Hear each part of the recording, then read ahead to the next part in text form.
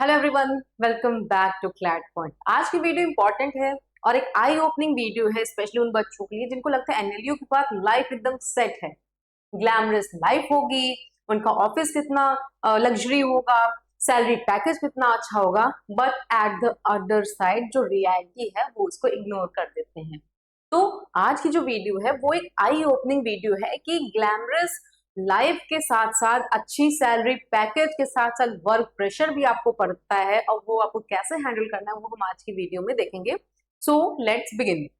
Before starting this class, जो बच्चे CLAT UG की तैयारी कर रहे हैं 2027 की, वो हमारे साथ टाइटन बैच में ज्वाइन कर सकते हैं, जहां पे आपको बेस्ट से बेस्ट स्टडी मटेरियल्स प्रोवाइड करवाया जाएगा, क्लासेस प्रोवाइड करवाई जाएगी live plus recorded, both 24/7 assistance provide करवाया जाएगा। अगर आपको किसी भी टॉपिक में कोई भी दिक्कत हो रही है आप कभी भी हमसे पूछ सकते हैं।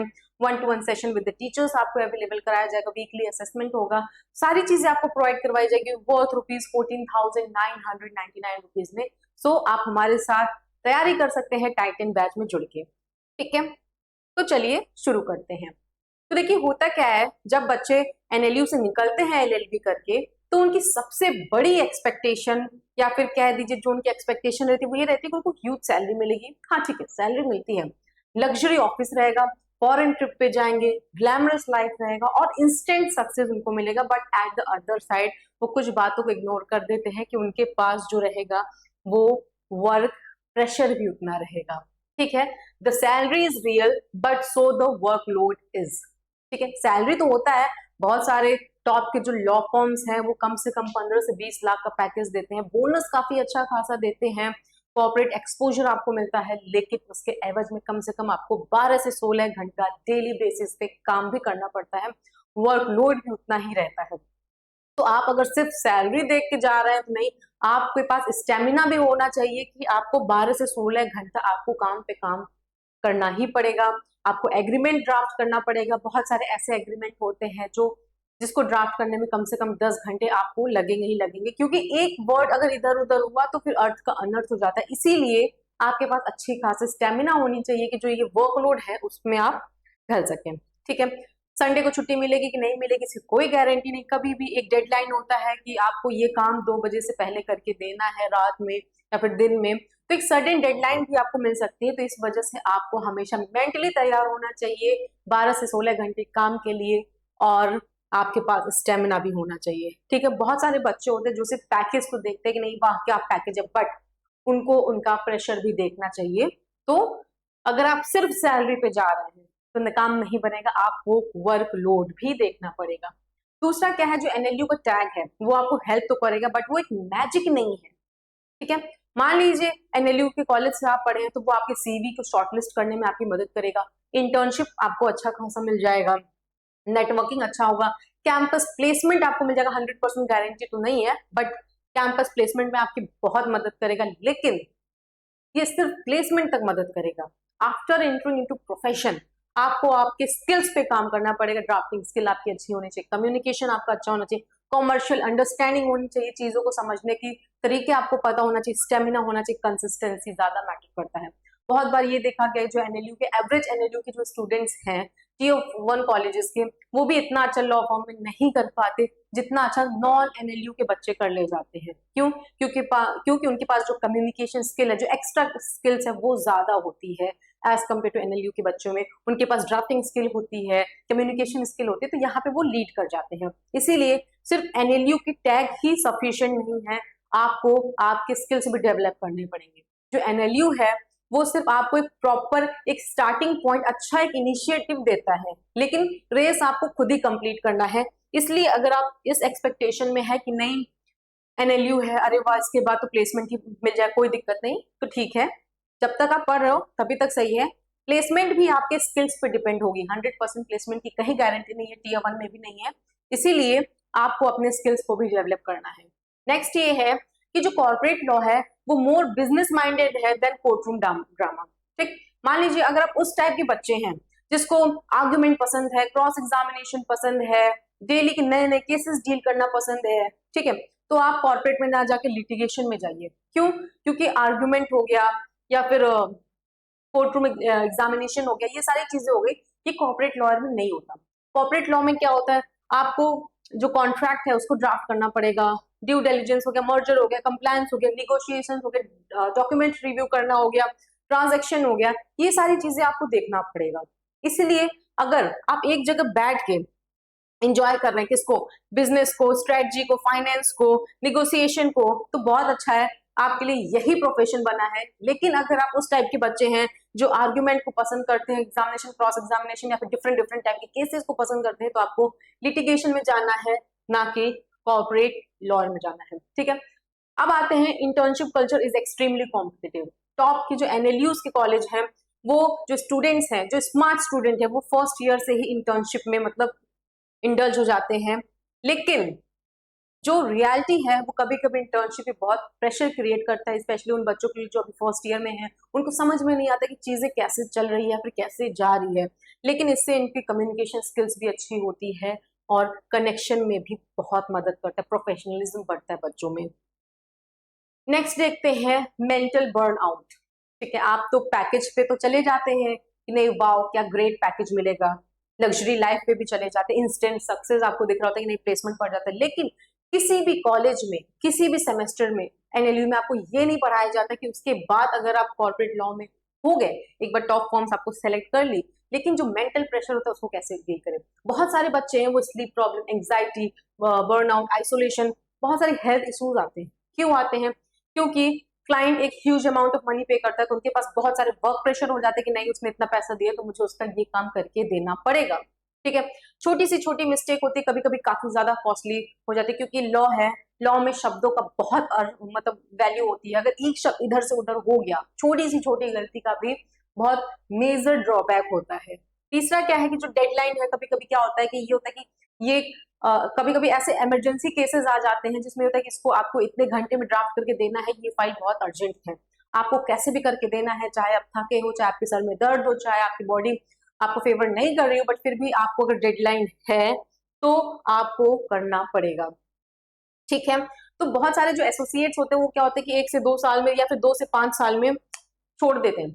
ठीक, वो लिटिगेशन में चले जाते हैं, फिर जुडिशरी की तैयारी करने लगते हैं या फिर एलएलएम वगैरह कर लेते हैं। बट अगर ट्रस्ट में, अगर जो 5 साल तक रह गया, उसके लाइफ में जो ग्लैमरस शब्द यूज किया गया वो वाकई में रह जाता है। जो ये प्रेशर डील कर ले गया, जो बच्चा इनसे निकल गया, वो अच्छे से चीजें मैनेज कर लेता है।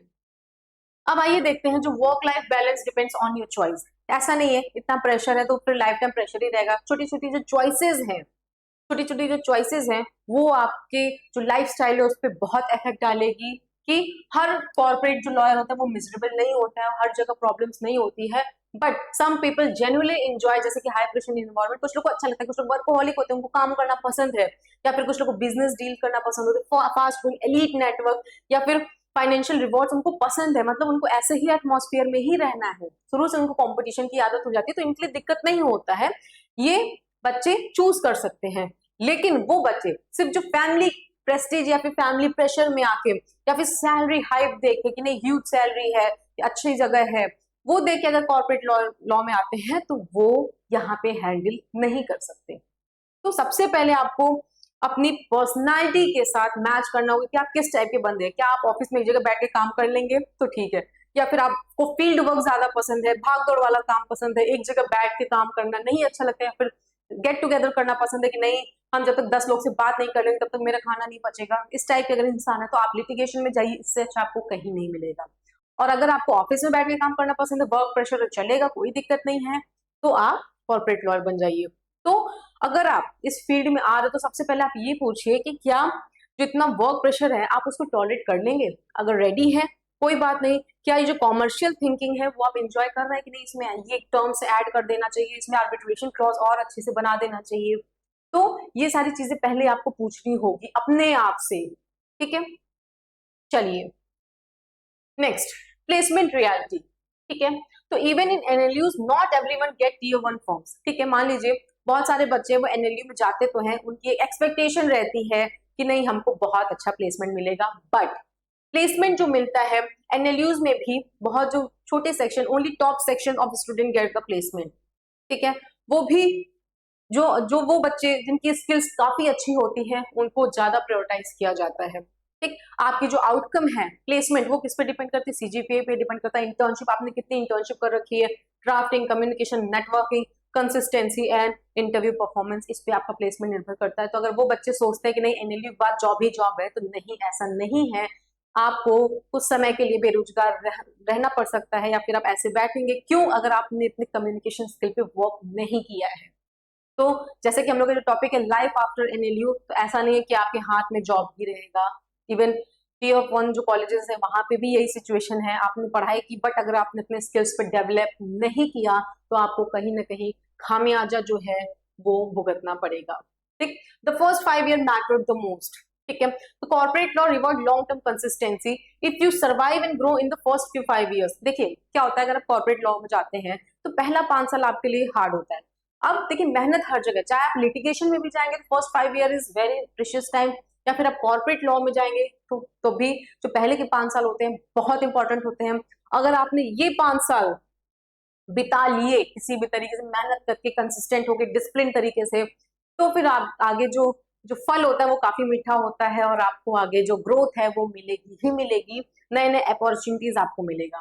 ठीक है, तो फर्स्ट 5 year जो है, जो बच्चा इसमें सर्वाइव कर लेगा, ग्रोथ कर लेगा, उसके लिए बेस्ट ऑप्शन रहता है ये। ठीक, अब बहुत सारे बच्चों के दिमाग में आता होगा कि क्या कॉर्पोरेट लॉयर है वो वर्थ है मेरे लिए, तो हाँ एब्सोल्युटली वर्थ है, एब्सोल्युटली यस। जो कॉर्पोरेट लॉ है वो आपको फाइनेंशियली स्टेबल प्रोवाइड करवाते हैं, स्टेबिलिटी प्रोवाइड करवाते हैं। क्यों? क्योंकि अगर आप लिटिगेशन में जाएंगे तो वहां पे आपको कोई फिक्स्ड पैकेज नहीं है, फिक्स्ड सैलरी नहीं है, और क्लाइंटेज के ऊपर डिपेंड करता है, जो कि उतनी जल्दी क्लाइंटेज बनता नहीं है, या फिर किसी तरह कोई भूला भटके क्लाइंट आ भी जाता है तो लैक ऑफ नॉलेज की वजह से या फिर आपकी मेच्योरिटी की वजह से जरूर नहीं वो आपसे कन्विंस हो, मतलब it totally depends upon your skills. But corporate law में क्या होता है कि आपकी जो सैलरी होती है वो फिक्स होता है, इस वजह से यहाँ पे फाइनेंशियल स्टेबिलिटी ज्यादा देखा जाता है। एलीट एक्सपोजर यहाँ पे प्रोवाइडेड है, स्ट्रॉन्ग प्रोफेशनल नेटवर्क है, रैपिड कैरियर ग्रोथ है और इंटरनेशनल अपॉर्चुनिटीज भी है। But it is not a shortcut to get a richer lifestyle. ठीक है, ये जो प्रोफेशन है ये हाई डिमांडिंग प्रोफेशन है, हाई एक्सपेक्टेशन प्रोफेशन है। आपको कम से कम 12 से 16 घंटा काम करना पड़ेगा, डिसिप्लिन तरीके से काम करना पड़ेगा, कंसिस्टेंट तरीके से काम करना पड़ेगा, और अपने पर्सनल लाइफ को अलग रख के प्रोफेशनल लाइफ को टाइम देना पड़ेगा। तो हाँ वर्थ है। ठीक है, अगर आपको फाइनेंशियल स्टेबिलिटी चाहिए तो आप इसमें जा सकते हैं। ठीक, best fit for corporate law. ठीक है, कॉर्पोरेट लॉ किसको ज्यादा सूट करता है? वो बच्चे जो कि डिसिप्लिन है, डिटेल ओरिएंटेड है, थोड़ा प्रेशर झेल सकते हैं, या फिर जिनकी कम्युनिकेशन अच्छी है, जो कॉमर्शियली अवेयर है, मोस्ट इंपॉर्टेंट थिंग, जिनको पता है कि एग्रीमेंट कैसे बनता है, ट्रेड कैसे होता है, या फिर कंफर्टेबल विद द प्रेशर है, या फिर रेडी टू वर्क हार्ड है, तो ऐसे लोगों के लिए ये प्लेटफॉर्म बेस्ट है, कॉर्पोरेट लॉयर बेस्ट है। अब आते हैं फाइनल रियलिटी पे। ठीक, देखिए जो बिगेस्ट मिसकंसेप्शन है कि जो एनएलयू है वो गारंटी करता है सक्सेसफुल लाइफ का। जो भी बच्चे हैं उनके दिमाग में ये रहता है कि नहीं एनएलयू है अब लाइफ मेरी सेट है, नहीं। रियलिटी ये है जो एनएलयू है आपको सिर्फ एक अपॉर्चुनिटी प्रोवाइड करता है कि एक आपकी जो इनिशिएटिव है, जो आपका इनिशियल स्टेज है वो काफी अच्छा हो, लेकिन ये जैसा कि मैंने कहा कि एक मैजिक नहीं है, आपकी लाइफ को सडन चेंज नहीं कर देगा, आपकी रेस खत्म नहीं कर देगा, रेस आपको खुद ही खत्म करना है, बट अच्छा स्टार्टअप ये आपको दे देगा एनएलयू। ठीक है, your habits decides your outcome. ठीक है, आपको डिसिप्लिन रहना है, आपको हार्डवर्क करना है, आपको कम्युनिकेशन, आपको अपनी स्किल डेवलप करनी है, इससे आपका आउटकम पता चलता है, ना कि एनएलयू से। एनएलयू का टैग आपको हेल्प तो करेगा सीवी के उसमें, बट आपकी जो टैलेंट है वही लॉन्ग टर्म आपके लिए चलेगा। ठीक है, स्टूडेंट हु कंटिन्यूसली इंप्रूव क्या communication, drafting, commercial awareness, networking, professionalism, वो बहुत बढ़िया करते हैं। तो ये था लाइफ आफ्टर एनएलयू। जो बहुत बच्चे सोचते हैं कि नहीं एनएलयू से एलएलबी करने के बाद 100% प्लेसमेंट है, तो नहीं, 100% प्लेसमेंट की गारंटी नहीं है।